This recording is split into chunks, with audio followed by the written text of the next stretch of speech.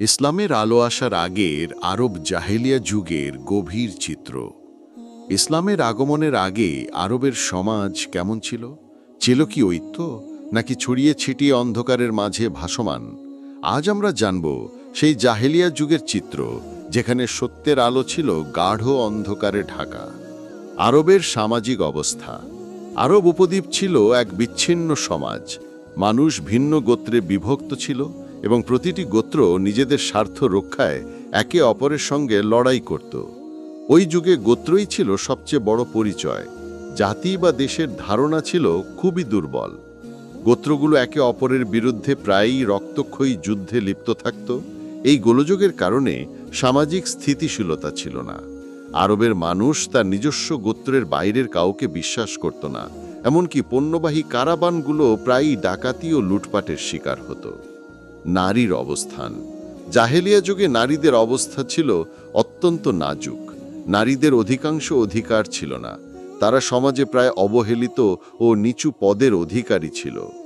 কিছু গোত্রে মেয়েদের জীবিত কবর দেওয়ার নির্মম প্রথাও চালু ছিল।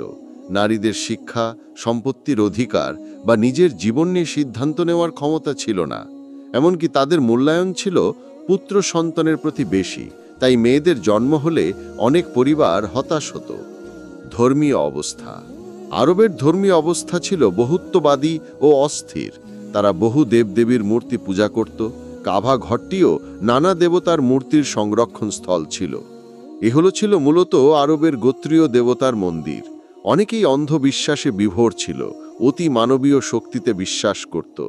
এই যুগে কিছু গোত্র তীর্থস্থান ও পূজাস্থল হিসেবে বিভিন্ন মন্দির স্থাপন করেছিল, কিন্তু এর ফলে মানুষের মন থেকে সত্য ও জ্ঞান হারিয়ে যাচ্ছিল।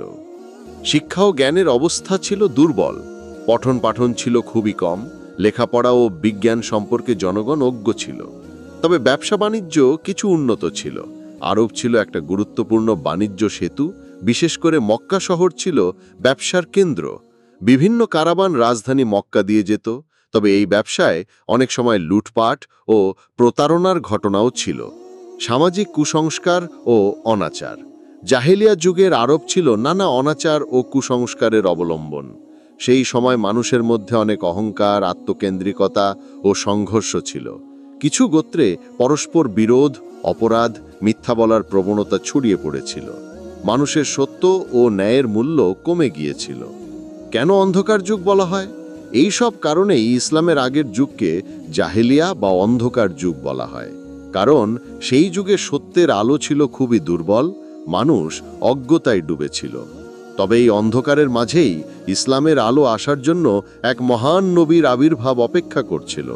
ইসলামের আলো যখন এসে এই সমাজে প্রবেশ করল, তখন থেকে বদল হতে থাকলো মানুষের জীবন। পরবর্তী পর্বে আমরা জানব কিভাবে নবী সাল্লাল্লাহু আলাইহি ওয়াসাল্লাম এই সমাজে আলোর বাণী ছড়িয়ে দিলেন। তাই আমাদের সাথে থাকো সিরাত নামাতে, যেখানে ইতিহাসের প্রতিটি অধ্যায় আলোর পথে নিয়ে যায়।